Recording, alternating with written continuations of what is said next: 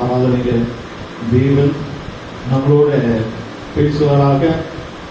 நம்ம வந்திருக்கிற ஒவ்வொருவரோடும் பேசுவாராக. ஆண்டவர் நாம மகிமைப்படுவதாக. நம்ம ஆராதனைக்கு வருகிறதுனாலே நமக்கு என்ன ஆசீர்வாதங்கள் என்று நாம் பார்க்கிறோம். அது மாத்திரமல்ல, ஜபத்தினாலே வரும் ஆசீர்வாதம். வெள்ளிக்கிழமை ஜபத்துக்கு வருகிறோம், சனிக்கிழமை வருகிறோம், ஆராதனை ஞாயிற்றுக்கிழமை வருகிறோம். நம் ஜெபிப்பதினாலே, ஜபத்தில் இருக்கும் போது நமக்கு கிடைக்கிற ஆசீர்வாதங்கள் என்ன என்று நாம் பார்க்கும்போது, நம்ம விசுவாசிகள், சபையில் இருக்கிற தேவ பிள்ளைகள் கடைசி காலத்தில் ஜெபிக்கிறவர்களாக மாறும். ஜெபிக்கிறவர்களாக தேவன் கையில் இருக்கிற பலவங்கள் கையில் இருக்கிற ஒரு அம்பை போல் தேவன் கையில் இருக்கிற ஒரு பட்டயமாக நாம் ஒவ்வொருவரும் மாற வேண்டும். வல்லமை, அபிஷேகம், கிருபை எல்லாத்தையும் நாம் பெற்றுக்கொள்ள வேண்டும். நாம் தேவ சமூகத்தில் ஜெபிக்கிறவர்களாக இருக்க வேண்டும். அப்படி ஜெபிக்கிறவர்களாக இருந்தால் நமக்கு என்ன ஆசீர்வாதம் கிடைக்கும் என்று பார்க்கும்போது, யாத்திராகமம் புத்தகமும் 33ஆம் அதிகாரம் 11ஆம் வசனத்திலே மோசே ஜெபிக்கிறவனாக இருக்கும்போது தேவன் ஒரு சிநேகிதராக இருக்கிறது போல அவனோட பேசிக் கொண்டிருக்கிறார் என்று பார்க்கிறோம். ஒருவன் தன் சிநேகிதனோட பேசுவது போல கர்த்தர் மோசேயோட முகமுகமாய் பேசினார். பின்பு அவன் பாளையத்துக்கு திரும்பினான். நூனின் குமாரனாகிய யோசுவா என்னும் அவனுடைய பணிவிடைக்காரனாகிய வாலிபன் ஆசரிப்பு கூடாரத்தை விட்டு பிரியாதிருந்தான். மோசே ஜெபிக்கிறவனாக இருந்தபடினாலே தேவன் ஒரு சிநேகிதனோடு பேசுகிறது போல மோசையோடு பேசினார். ஆமென், ஹல்லேலூயா. நீங்க ஜெபிக்கிறவங்களா இருந்தால் தேவன் உங்களுக்கு ஃப்ரெண்டா இருப்பார், தேவன் உங்களுக்கு நண்பரா இருப்பார். எத்தனையோ பேருக்கு நண்பர்கள் இருக்கிறார்கள். ஆனால் தேவன் நமக்கு நண்பராக இருக்க வேண்டும் என்றால் ஜெபிக்கிறவர்களோடு தான் தேவன் நண்பராக இருப்பார். நீங்கள் இந்த கடைசி காலத்தில் நீங்கள் ஜெபிக்கிறவர்களாக இருங்கள். தேவன் உங்களுக்கு ஒரு சிநேகிதராக, நண்பராக. நண்பன் சொன்னா எந்த நேரத்தில் உங்களுக்கு உதவி செய்வார்? நண்பர் தான் உங்களுக்கு எந்த நேரத்திலும் உதவி செய்வான். அப்போ தேவனே உங்களுக்கு நண்பராக இருந்தால் உங்களுக்கு எல்லா நேரத்திலும் எல்லா சமயத்திலும் அவர் உங்களுக்கு உதவி செய்வார். ஆமென், ஹல்லேலூயா. கர்த்தருக்கு ஸ்தோத்திரம். மோசேயை போல நாம் ஜெபிக்கிறவர்களாக இருப்போம். மோசே அவன் ஜெபிக்கிறவனாக இருந்தனால் தேவனுடைய பின் சாயலை, தேவ சாயலை அவன் கண்டான். நாம் தேவனை காண வேண்டும் என்று சொன்னான். நாம் கர்த்தருடைய சமூகத்தை அனுபவிக்க வேண்டும் என்று சொன்னால், தேவ பிரசன்ஸை அனுபவிக்க வேண்டும் சொன்னால் நாம் ஜெபிக்கிறவர்களாக இருக்க வேண்டும். பிரியமாக, இந்த நாட்களிலே நீங்கள் எத்தனை பேர் வீடுகளிலே ஜெபிக்கிறீர்கள்? குடும்ப ஜெபம் எத்தனை பேர் வீட்டில் நடக்கிறது? அருமையானவர்களே, நீங்கள் 1 மணி நேரமாக உங்க வீடுகளிலே ஜெபம் பண்ணுங்கள். பிள்ளைங்க ஸ்கூல் போன பிற்பாடு, கணவர் வேலைக்கு போன பிற்பாடு நீங்கள் வீட்டில் 1 மணி நேரமாவது ஜெபத்திலே காத்திருக்க வேண்டும். பிரியமானவர்களே, ஜெபிக்கிறதுனாலே தேவன் உங்களுக்கு நண்பனாக இருப்பார். ஆமென், கர்த்தருக்கு ஸ்தோத்திரம். இரண்டாவது ஒரு அனுபவம், தானியேல் கூட, நேரம் இல்லாதனால உங்களுக்கு சுருக்கமா சொல்லிக் கொள்ளும். தானியேல் கூட அவன் மிகவும் நல்ல ஒரு ஜெபிக்கிறதான ஒரு மனுஷனா இருந்தான். அங்கே மோசே ஜெபிக்கும் போது மோசையோட சிநேகிதராக இருந்தார். இங்க தானியேல் ஜெபிக்கும் போது தேவன் தானியேலை பார்த்து, எனக்கு பிரியமானவன், எனக்கு பிரியமானவன் என்று நாம் பார்க்கிறோம். தானியேல் 9ஆம் அதிகாரம் 23ஆம் வசனத்திலே 2வது அனுபவத்தில் நாம் படிக்கிறோம். நீ மிகவும் பிரியமானவன், ஆதலால் நீ வேண்டிக் கொள்ள தொடங்கின போதே கட்டளை வெளிப்பட்டது. கர்த்தருக்கு ஸ்தோத்திரம். தானியேல் வேண்டிக் கொள்கிறான். தன்னுடைய காரியங்களுக்காக, தன்னுடைய ஜனங்களுக்காக, தன்னுடைய தேசத்துக்காக அவன் வேண்டிக் கொள்ளும் பொழுது தேவன் அவனை பார்த்து, ஜெபத்தில் வேண்டிக் கொள்கிறவர்களை பார்த்து தேவன் சொல்கிறார், நீ எனக்கு பிரியமானவன். கர்த்தருக்கு ஸ்தோத்திரம். அருமையானவர்களே, இதுதான் இந்த நேற்று லவர்ஸ் டே, காதலர் தினத்தில் நேற்று நிறைய பேர் டைலாக் விட்டுருப்பாங்க. அவங்க சொல்லுவாங்க, நீ எனக்கு பிரியமானவள், நீ எனக்கு பிரியமானவன், ஹார்ட் எல்லாம் கொடுத்து எல்லாம் ஒரு இதெல்லாம் கொடுப்பாங்க. அவ்வளவுதான், ஒரு வாரத்துல முடிக்கும், அவ்வளவுதான், எல்லாம் முடிஞ்சிச்சு. ஆனால் இங்கே தேவனே மனுஷனை பார்த்து ஸ்நேகத்தோட லவ்வா, ட்ரூ லவ், உண்மையான லவ் இதுதான். உண்மையான அன்பு. அது என்ன சொல்ல? நீ எனக்கு பிரியமானவன், நீ எனக்கு பிரியமானவன். அப்போ தானியேல் தேவனுக்கு பிரியமானவனாக இருந்தான். அப்போ பிரியமானவன் தேவன் மனவாளன், நம்ம மனவாட்டி. மனவாளன் சபையை பார்த்து மனவாட்டியை பார்த்து கேட்கிறார், நீ எனக்கு பிரியமானவள், எனக்கு பிரியமானவள். ஓகேங்களா? அப்போ இயேசு கிறிஸ்து நம்மளை பார்த்து பிரியமானவள் என்று சொல்ல முடியும் இல்லையா? யார் பார்த்து சொல்லுவார்? இங்க காதலர் தினத்துல ஒன்லி லவர்ஸ்களை பார்த்து தான் சொல்லுவாங்க. இங்க இயேசு சபையை பார்த்து சொல்லுகிறார், நீங்கள் எனக்கு பிரியமான சபை மக்கள், ஜனங்கள். ஹல்லேலூயா. யாரை பார்த்து? ஜெபிக்கிறவங்களை பார்த்து. தன்னுடைய சபைக்காக வேண்டுகிறவர்கள், தன்னுடைய ஜனங்களுக்காக ஜெபிக்கிறவர்கள், இந்த தேசத்துக்காக ஜெபிக்கிறவர்கள், ஜெபிக்கிறவர்களை பார்த்து தேவன் நீங்கள் என்னுடைய சிநேகிதர் என்று சொல்லுகிறார். அருமையானவர்களே, ஆண்டவர் நம்மளை நேசிக்கணும்னு சொன்னால் நம்ம ஜெபிக்கிறவங்களாக, ஜெபிக்காதவர்களை பார்த்து அவர் நம்மளை நேசிக்க மாட்டார். ஓகேங்களா? அப்போ யாரை நேசிக்கிறார்?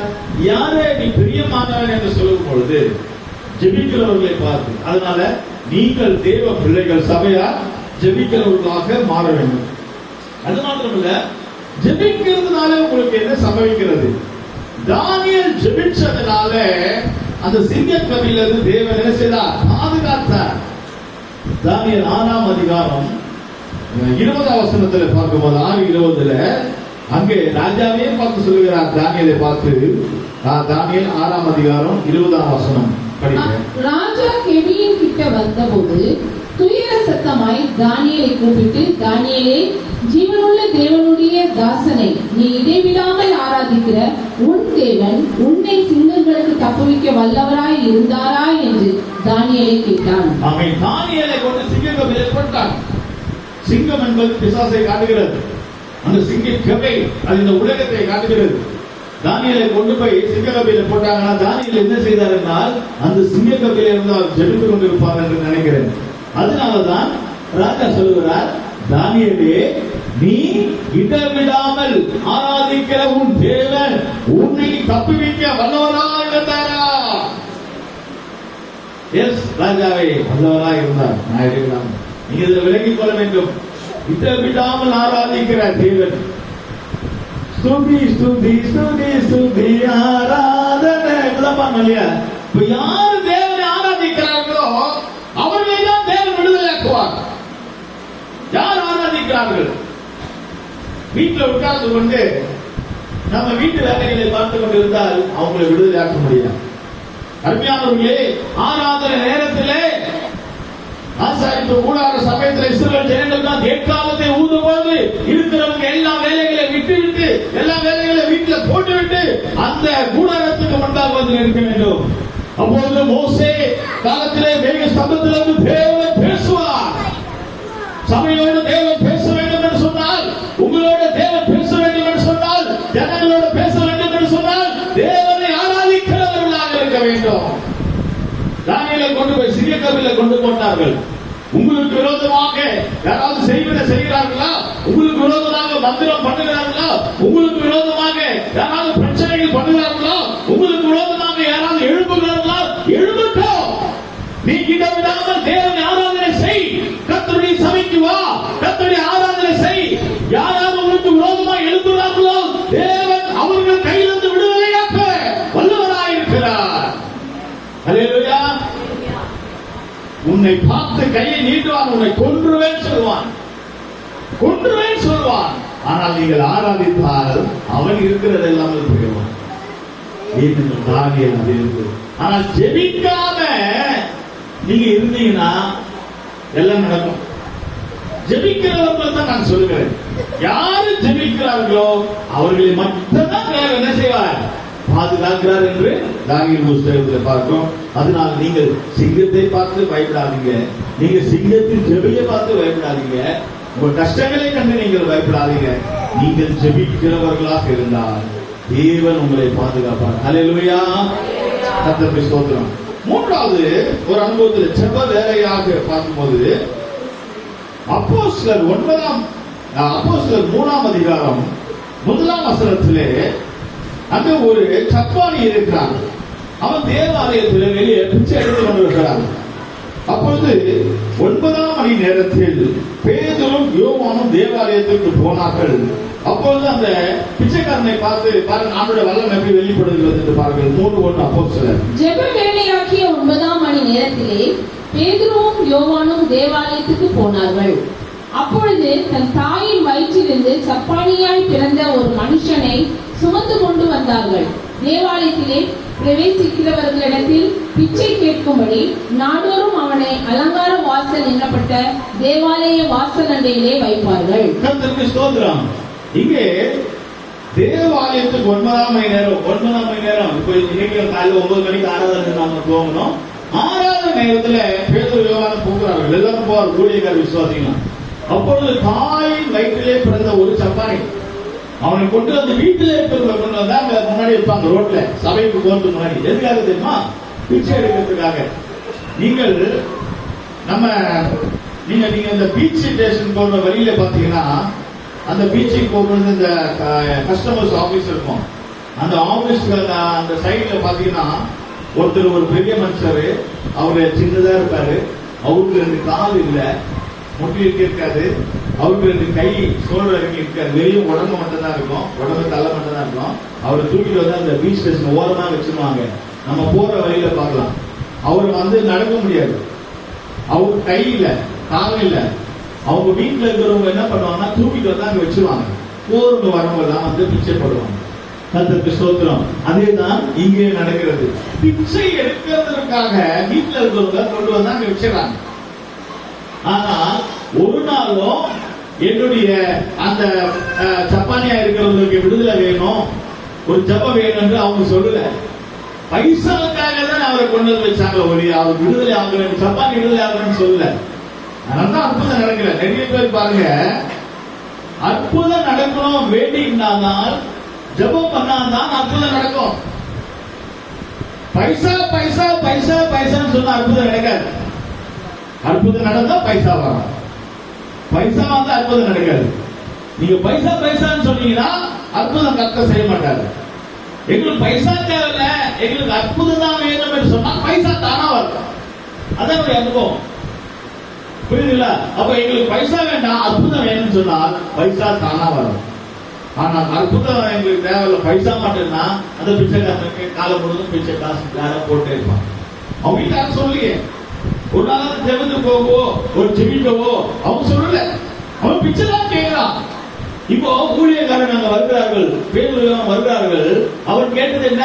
என்கால ஜோமணி கொள்ளுங்க யாரும் கேட்டானா? இல்ல. என்காக்க வேண்டிக் கொள்ளுங்க கேட்டானா? இல்ல. அவன் கேட்டது என்ன? பிச்சை தான் கேட்டான். கர்த்தருக்கு ஸ்தோத்திரம். அங்கே பேதுரு யோவானும் பார்த்து, எப்பா உங்களுக்கு பிச்சை கூட என்கிட்ட புண்ணல்ல வெளியில, ஆனா இயேசுடைய வல்லமை இருக்கிறது, இயேசுவின் வல்லமை இருக்கிறது. இயேசுவின் நாமத்தினால எழும்பி நட என்று சொன்னார். நடந்தானா? நடந்து குதிச்சான். பைசா அவனுக்கு அற்புதம் நடக்கல. பைசா இல்லாமலே தேவன் அற்புதங்களை செய்தார். எழுப்பி குதிக்க ஆரம்பிச்சான். அருமையானவர்களே, நம்முடைய வாழ்க்கையில பைசாவுக்கு பின்னாடி போவதனால் நம்முடைய வாழ்க்கையில் அனுபவத்தை அற்புதங்கள் பார்க்க முடியாது. நீங்க பைசாவை விட்டுட்டு அற்புதத்தின் பின்னால ஜபம் ஆராதனை வந்தீங்கன்னா பைசா உங்களை தேடி வரும். நீங்க வேண்டாம் சொல்ல சொல்ல கிடைக்கும். எலிசாவுக்கு ஒரு இடத்துல உட்கார்ந்து இருக்காரு ஜெபம் பண்ணிட்டு. அந்த நாகமான் கிருஷ்ணன் வரும்போது டிரெஸ், பொண்ணு, வெள்ளி, பணம் வச்சுக்கன்னு கொடுக்குறான். எலிசா போய் யார்கிட்ட பணம் கூட கேட்கல, பணம் தேடி வருது, வஸ்திரம் தேடி வருது. அருமையானவர்களே, பைசாவை தேடி போவோமானால் அற்புதம் நடக்காது. கேளாசி பணத்துக்கு பின்னாடி ஓடனா அற்புதம் நடக்கல, சாபம் தான் வந்தது. அதுபோல நம்முடைய வாழ்க்கையில நம் தேவனுடைய நோக்கி விண்ணப்பம் ஜெபம் வந்தால் பைசா நம்மளை தேடி வரும். நீங்க வேண்டாம் வேண்டாம் சொல்லுவீங்க, எனக்கு போதும், எனக்கு வேண்டாம், எனக்கு போதும், எனக்கு வேண்டாம் நீங்க சொல்லுவீங்க. ஆனா உங்களை தேடி பைசா வரும். எத்தனை பேர் விசுவாசிக்கிறீங்க? கையில தட்டி ஆமா நாமத்தை மகிமைப்படுத்துவீங்க. இந்த வல்லமை எப்படி வந்தது? அவன் எப்படி சுகமாக்கினா? அவர்கள் ஜெப வேலையில வந்தார்கள். பேதுரு யோவானும் ஜெப வேலையில சபைக்கு வந்தார்கள், அதனாலதான் அற்புதம் நடந்துச்சு. நீங்க ஜெப வேலையில கரெக்டா வந்தீங்கன்னா கர்த்தர் உங்களுக்கு அற்புதம் நடத்துவார். நீங்க ஜெப வேலையில வந்தீங்கன்னா கர்த்தர் அற்புதம் நடக்கும். ஆராதனை நடக்கிற நேரத்துல, ஜெபிக்கிற நேரத்துல நீங்க வந்தீங்கன்னா அற்புதம் நடக்கும். நீங்க ஜெபம் இல்லாத நேரத்துல வந்தீங்கன்னா இங்க கதவு சாத்தப்பட்டது. பாஸ்டர் இங்க இருக்க மாட்டார், ஆண்டவரும் ஆராதனை முடிஞ்சு அவனும் போயிடுவாரு. அப்போ யாரையும் இருக்க மாட்டாங்க. எப்படி அற்புதம் நடக்கும்? ஜெப வேலையிலே வந்தால்தான் அற்புதம் நடக்கும். அற்புதம் நடந்தாதான் வாழ்க்கை மாறும். வாழ்க்கை மாறினாதான் நாம் ஆசீர்வதிக்கப்படுவோம். ஹல்லேலூயா, கர்த்தருக்கு ஸ்தோத்திரம். சரி, இப்போ ஒரு நல்ல ஒரு குடும்பம், ஆவிக்குரிய குடும்பம் இருந்துச்சு. நல்ல எல்லாருக்கும் நல்லா உதவி செய்வாங்க, டீ கொடுப்பாங்க, காபி கொடுப்பாங்க, வரவங்க போறவங்க எல்லாம் சாப்பாடு கொடுப்பாங்க, நல்ல தானம் தர்மம் எல்லாம் செய்வாங்க. நல்ல ஒரு குடும்பம். அந்த வீட்டுல ஆனா அபிஷேகம் இல்லை, கர்த்தருடைய வல்லமை இல்லை. ஆனா அவங்க நல்லா தானம் தர்மம் செய்றாங்க. ஆனால் பேதுரு ஊழியக்காரன் அங்க ஜெபிக்கும் போது தேவன் அங்க இறங்குறார் ஜெப வேலையில என்று நாம் பார்க்கிறோம். அப்போஸ்தலர் கொர்நேலியு வீடு, அப்போஸ்தலர் 4வது அனுபவம், அப்போஸ்தலர் 10ஆம் அதிகாரம் 31ஆம் வசனம் படிப்போம். 10:31. கொர்நேலியுவே, உன் ஜெபம் கேட்கப்பட்டது, உன் தான தர்மங்கள் தேவ சந்நிதியில் நினைத்தருளப்பட்டது. கர்த்தருக்கு ஸ்தோத்திரம். கொர்நேலியு அங்க சொல்லப்படுற, கொர்நேலியுவே உன் ஜெபம் கேட்கப்பட்டது. கர்த்தருக்கு ஸ்தோத்திரம். கொர்நேலியு குடும்பம் ஜெபிக்கிற குடும்பமாக இருந்தது. தான தர்மம் செய்கிறது மட்டும், சிலர் தான தர்மம் செய்வாங்க, எல்லாருக்கும் சாப்பாடு கொடுப்பாங்க, டீ கொடுப்பாங்க, காபி கொடுப்பாங்க, எல்லாம் செய்வாங்க. அந்த வீட்டுல ஜெபம் நடக்காது. ஆனா கொர்நேலியு வீட்டுல ஜெபம் நடக்கிறது. கொர்நேலியுவே உன் ஜெபம் கேட்கப்பட்டது, உன் தான தர்மம் பரலோகத்துல எட்டினது. அதனால பரலோகம் திறந்து பரிசுத்த ஆவியானவர் அந்த குடும்பத்தில் இறங்கினார் என்று பார்க்கிறோம். அருமையானவர்களே, கொர்நேலியு குடும்பத்தார் போல நம்ம வீட்டுல, நம்ம குடும்பத்துல ஜெபம் நடக்கிறதா? கணவன் மனைவி பிள்ளைகள் எல்லாம் சேர்ந்து ஜெபிக்கிறோமா? குடும்ப ஜெபம் நடக்கிறதா? வீட்டு ஜெபம் நடக்கிறதா? காட்டேஜ் மீட்டிங், குடும்ப ஜெபத்தை, வீட்டு கூட்டத்தை ஊழியக்காரர்கள் நடத்துகிறார்களா? இங்கே கொர்நேலியு வீட்டில் ஜெபம் நடக்கிறது. அதனாலதான் தேவன் இறங்கி பரிசுத்த ஆவியானவர் இருந்தார். 2 காரியங்கள் செய்யணும். சில பேர் தான தர்மம் செய்வாங்க, எல்லாமே ஹெல்ப் பண்ணுவாங்க, ஆனா அந்த வீட்டுல என்ன இருக்காது? ஜெபம் இருக்காது. அப்ப தேவன் எப்படி இறங்க முடியும்? எப்படி தேவன் வீட்டுல ஜெபம் நடக்கிறவர்கள் வீட்டுல தான் ஆண்டவர் இறங்குவார். கொர்நேலியு வீட்டுல குடும்பத்தார் நடக்கிறது. அருமையானவர்களே, நீங்கள் ஆசீர்வதிக்கப்படணும்னு சொன்னா உங்க குடும்ப ஜெபத்தை, உங்க வீட்டுல இருக்கிற குடும்ப ஜெபத்தை கட்டி எழுப்புங்க, ஆண்டவர் இறங்குவார். 2வது, அவன் தான தர்மம் செய்கிறான். அப்ப தான தர்மம் கூட நம்ம தர்மம் கூட செய்யணும். தான தர்மம் உதவி செய்யணும். யாருக்கு செய்யணும்? யாருக்கு செய்யணும் என்று நான் பார்க்கும்போது அது தெளிவா சொல்வதற்கு நேரம் இல்லை. ஆண்டவருடைய பிள்ளைகளுக்கு, சபைக்கு வரவங்களுக்கு நம்ம தான தர்மம் செய்யணும். ஒரு சபைக்கு வரணும்னு நினைக்கிறாங்க, அவங்களுக்கு ஒரு ஆட்டோவுக்கு காசு இல்லை, அவங்களுக்கு ஒரு ஆட்டோவுக்கு நீங்க ஒரு காசு கொடுக்கலாம். சபைக்கு வரவங்களுக்கு ஒரு டீ வாங்கி கொடுக்கலாம். சபையில இருக்கிறவங்களுக்கு ஒரு பிஸ்கட் வாங்கி கொடுக்கலாம். இந்த தர்மங்கள் செய்யலாம். சபையில வராங்க, ஏழையா இருக்கிறாங்க, பசி, அவங்களை வீட்டுக்கு கூட்டிட்டு போய் சாப்பாடு கொடுக்கலாம், ஒரு சாப்பாடு வாங்கி கொடுக்கலாம், அவங்களுக்கு ஒரு உதவி செய்யலாம். அதுதான் தான தர்மம். ஆண்டவருடைய பிள்ளைகளுக்காக நம்ம செய்கிற, அதாவது இந்த அம்மாசை கொடுத்துல பாருங்க, நம்ம ஒரு ஸ்நாக்ஸ் கொடுக்குறோம், கண்ணு கொடுக்குறோம், எல்லாருக்கும் கொடுக்குறோம். அப்ப அது எல்லாரும் சாப்பிடுகிறார்கள். 100 பேர் சாப்பிடுகிறார்கள். 10 பேர் நன்றி சொல்ல மாட்டாங்களா? அது நல்லா இருந்துச்சுங்க, யாரும் வாங்கி கொடுத்தாங்க, அவங்க நல்லா இருக்கட்டும். பாருங்க, 100 பேர்ல 10 பேராவது உங்க குடும்பத்தை ஆசீர்வதிப்பாங்க. அது தர்மம்.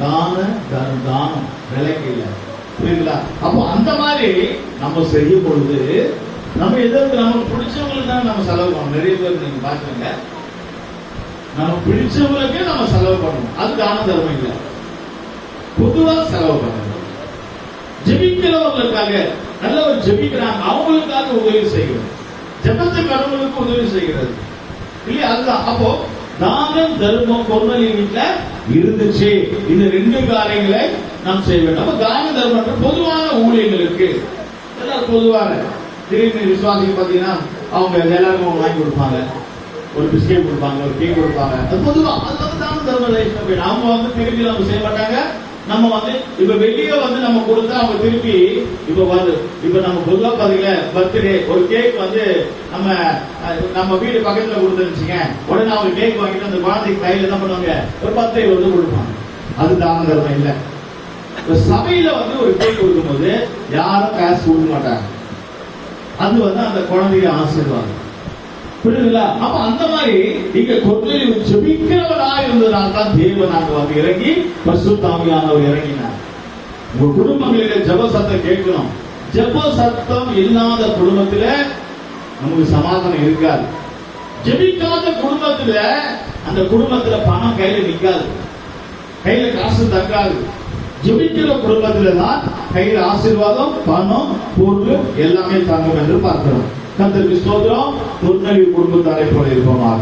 கடைசியில் 5வது நாம் பார்க்கும்போது அப்போஸ்தலர் 16ஆம் அதிகாரம் 25-26 வசனத்தில் பார்க்கும்போது பவுலும் சீலாவும் ஜெபம் பண்ணினார்கள், தேவனை துதித்தார்கள், தேவன் அவர்கள் மத்தியிலே வந்து கட்டில் அவிழ்த்து விட்டார் என்று நாம் பார்க்கிறோம். அப்போஸ்தலர் 16ஆம் அதிகாரம் 25-26.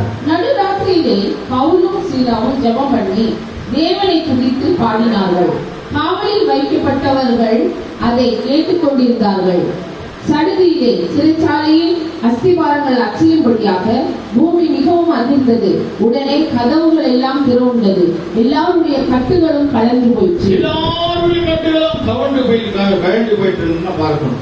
அவங்க பாருங்க, பவுலும் சீலாவும் அவங்க ஜெயில வச்சு அங்க அரெஸ்ட் பண்ணிட்டாங்க. கை கால சங்கிலி போட்டு கட்டிச்சு. அங்க சொல்லப்பட்டிருக்கு, நடுராத்திரியிலே சீலாவும் பவுலும் ஜெபம் பண்ணும்போது எப்படி ஜெபம்? தேவனை துதித்தார்கள். உங்களுக்கு தூக்கம் வரலன்னா நைட்டு, நாளைக்கு காலையில ஹாஸ்பிட்டல் போனோம், சீட்டு கட்டணும், பணம் கட்டணும், ஒரு ஆளுக்கு பணம் கொடுக்கணும்ட்டு நினைக்கும் போது நைட்ல தூக்கம் வராது. காலையில வந்துடுவாங்க, வீட்டு வாசல்ல வந்து நிற்பாங்களே, காலையில ஹாஸ்பிட்டல் போனோமே, ஹாஸ்பிட்டல் ரிப்போர்ட் என்ன வரும் தெரியலையே, உங்களுக்கு நைட் எல்லாம் தூக்கம் வராது. நைட் எல்லாம் ஒரு பயம், பிசாசு தூக்க விடாது, வந்துடும், செய்வன கட்டு, வீட்டுல ஏவல், வீட்டுல ஒரே கலண்டா பண்ணது, தூக்கு டிஸ்டர்பா இருக்கு, நாய் கத்துது, குலைக்குது, பயமா இருக்கு. நடு ராத்திரியில நம்ம என்ன பண்ணோம்? அந்த நேரத்துல நடு ராத்திரில எழுப்பி தூக்கம் வரையும் நினைக்கூடாது. தூக்கம் வர என்ன செய்யணும்? நடு ராத்திரில எழுப்பி நீங்கள் துதிக்க வேண்டும். சீலாவும் பவுலும் என்ன செய்தார்கள்? தேவனை துதித்தார்கள், பாட்டு பாடி துதித்தார்கள். அப்பொழுது அவர்களுடைய எல்லா அகற்றுகளிலிருந்து விடுதலையாக்கப்பட்டது. உங்களுக்கு யாராவது மந்திரம் பண்றாங்களா? பண்ணிட்டோம். செய்வன பண்றாங்களா? செய்தோம். செய்வன பண்றாங்களா? செய்தோம். மந்திரம் பண்றாங்களா? பண்ணிட்டோம். நடக்குதா? நடக்கட்டும். ஆனால் நீங்க இரவு நேரத்துல தூங்குற நேரத்துல எழுப்பி தேவனை துதித்து ஆராதிக்கும் போது எல்லா மந்திர கட்டுகளை ஆண்டவர் அவிழ்த்து விடுவார், செய்வன கட்டுகளை அவிழ்த்து விடுவார். உங்களுக்கு விரோதமா எந்த ஒரு ஏவி விடுகிற பொல்லாத ஆவி நிற்காது. உன் வீட்டை இருக்க முடியாது, உன் வீட்டை இருக்காது. தேவன் கட்டுகளை அவிழ்க்கிறவர், தேவன் கட்டுவது விடுதலையாக்குறவர். ஜனங்களை எந்த வியாதியா இருந்தாலும் பிறவிடம் இருந்தாலும் உங்களுக்கு தூக்கம் வரலன்னு சொன்னால் நீங்கள் நடுராத்திரியிலே எழுதி ஜெபத்தில் நிலுங்கள். பிரியமானவர்களே, உங்களுடைய பிரச்சனைகள் சால்வ் ஆகிடும். உங்களுடைய பிரச்சனை வெளியே நீங்க அழுதுட்டே படுத்தீங்கன்னா சால்வ் ஆகாது. அந்த அழுகையோட அந்த கண்ணீரோட நீங்க தேவ சமூகத்தில் நின்னீங்கன்னா அப்போதான் அந்த பிரச்சனைகள் மாறும். மற்ற காரியம் மாறுதலாய் முடிந்தது. எல்லாரையும் கொல்ல வேண்டும் என்று ஆகாஸ்வராஜா சொன்னார் அதிகாரத்தில், எல்லாரையும் கொல்ல வேண்டும் என்று. ஆனால் அங்கே எஸ்தரும் தேவ சமூகத்தில் அவருடைய தாதிமார்கள் தேவ சமூகத்தில் உபவாசம் போட்டு ஜெபம் பண்ணும்போது அங்கே முதல்ல ஆலோசனையோட ஜெபத்தில் இருக்கும் போது உபவாசம் எடுத்து ஜெபிக்க பொழுது தானே அங்கே எல்லாரையும் கொல்ல வேண்டும் என்ற ஒரு ஆர்டர், அதிகாரம். ஆக காரியம் மாறுதலாய் முடிந்தது. யாரும் கொல்லக்கூடாது. இஸ்ரவேல் ஜனங்கள் யாரு பிளான் பண்ணி கொடுத்தாங்களோ அவனை பிடிச்சு தூக்குல போட்டாங்க. கர்த்தருக்கு ஸ்தோத்திரம். நமக்கு விரோதமாய் யாராவது பண்ணாங்கன்னா, நமக்கு விரோதமாய் யாராவது பேசினாங்கன்னா ஆண்டவர் அவங்கள தூக்கி போட்டுவார். நமக்கு ஒன்றும் ஆகாது. ஏன்னா நம்ம ஜெபிக்கிறோம். நீங்க ஜெபிக்காம இருந்தீங்கன்னா பிரச்சனைகள் வரும். நீங்க ஜெபிக்காம இருந்து எப்ப பார்த்தாலும் ஆண்டவரை குறை சொல்லிட்டே இருந்தா, ஏன் நான் ஏன் அப்படி இருக்கிறேன், ஆண்டவர் எனக்கு இறங்குறீங்க, ஊழியக்காரன் ஜோம் பண்ணல, பாஸ்டர் ஜோம் பண்ணல, அவங்க ஜோம் பண்ணல, புருஷன் வீட்டுல கணவர் ஜோம் பண்ணல, மனைவி ஜோம் பண்ணல, பிள்ளைங்க ஜோம் பண்ணல, யாரும் ஜெபத்துக்கு வர மாட்டாங்க. நீங்க குறை சொல்லிட்டே இருந்தீங்கன்னா தேவன் கிரியை செய்ய முடியாது. யார் வராம இல்லையா ஜெபத்துக்கு, நீங்க நில்லுங்க. நீங்க தேவ சமூகத்தில் நில்லுங்க. தூக்கம் வரலன்னா இரவு சமூகத்தில் தேவ சமூகத்தில் நின்று கர்த்தரை ஆராதித்து துதிங்க. கர்த்தர் உங்கள் குடும்பத்தில் இருக்கிற கட்டைகளை அழுத்து விடுவா. எல்லா பிரச்சனைகள் மாறும், கஷ்டங்கள் மாறும், வியாதிகள் மாறும், பலவீனங்கள் மாறும், அந்த கடன் பிரச்சனை அது மாறும், எல்லாம் மாறும். மாறுமா? மாறுமா? மாறுமே, எல்லாம் மாறுமே. மாறுமே, எல்லாம் மாறுமே. கடலோ கடலோ பொன்னை உடைக்க முடியாதே. கடமே நடந்த கர்த்தர் என்னோடு இருக்கின்றார். கடலோ கடலோ என்னை உடைக்க முடியாதே. கடமே நடந்த கர்த்தர் என்னோடு இருக்கின்றார். கடலில் என்னை அழக செய்வார். கடலை எல்லாம் மாற செய்வார். கடலில் என்னை அழக செய்வார். கடலை எல்லாம் மாற செய்வார். மாறுவே, எல்லாம் மாறுவே. மாறுவே, எல்லாம் மாறுவே. தொட்டு சுகமாக்குமையா இயேசுவே. நீ தொட்டால் போதும் என் வாழ்க்கை மாறுவே. தொட்டால் போதும் என் வாழ்க்கை மாறுவே. மாறுவே, எல்லாம் மாறுவே. மாறுவே, எல்லாம் மாறுவே. ஆமென். ஹல்லேலூயா. மாறுமே, மாறும். மாறுமா? நீங்க கூட வரும்போது அப்படியே துக்கமா நீங்க இப்ப எல்லாம் சிரிச்சுட்டே இருப்பீங்க. மாறிச்சுவாங்க எல்லாம் வரும்போது அப்படியே சோகமா வரும்போது போராட்டத்தோட வீட்டுல ஒரு மன கஷ்டத்தோட ஜபத்துக்கு வரும்போது லேட் ஆயிடுச்சு, வீட்டுல ஐயோ தடையா இருக்க அப்படியே ஒரு துக்கமா வந்தீங்க, கண்ணீரோட வந்தீங்க. கர்த்தர் உங்க கண்ணீரை தொடர்ந்து இருக்கிறார். கர்த்தர் உங்க துக்கங்களை மாற்றி இருக்கிறார். இப்ப நீங்க சிரிச்சு சந்தோஷமா இருக்கிறீங்க. மாறுமா? உங்க துக்கம் மாறும், உங்க கடன் எல்லாம் மாறும், உங்க பிரச்சனைகள் மாறும், உங்க வியாதி மாறும், உங்க குடும்பத்தில் இருக்கிற குழப்பங்கள் மாறும், உங்களுடைய கஷ்டங்கள் மாறும். எப்ப மாறும்? எப்ப மாறும்? ஜெபிக்கும் போதுதான். ஜெபத்தினாலே ஒரு ஆசீர்வாதங்கள். இன்றைக்கு நம்ம பார்க்கிற சப்ஜெக்ட் தலைப்பின ஜெபத்தினாலே ஒரு ஆசீர்வாதம். நீங்க ஜெபிக்கிறவங்களா இருந்தால் உங்க குடும்பத்துக்கு விரோதமாய், உங்களுக்கு விரோதமாய் யாரும் எழுத முடியாது. ஏன்னு சொன்னால் அவர்கள் இரவிலே ஜெபிக்கிற போது அவர்களுடைய கட்டுகள் அவிழ்க்கப்பட்டன. சங்கை கையை கால கட்டிய கட்டுகள் அவிழ்க்கப்பட்டது. தேவனை துதித்து ஆராதித்தார்கள். எத்தனை பேர் தேவனை துதிக்கிறீங்க? எத்தனை பேர் தேவனை ஆராதிக்கிறீங்க? நீங்க ஆராதித்தால் ஆராதிக்கிற தேவன் உங்களை தப்பிவிக்க வல்லவராக இருக்கிறார். கர்த்தர் உங்களை பாதுகாப்பார். கர்த்தர் உங்களை ஆசீர்வதிப்பார். ஹல்லேலூயா. ஆண்டவருடைய சமூகத்திலே கண்களை மூடுவோமாக, எழுப்பி நிற்போமாக. தேவன் நம்மை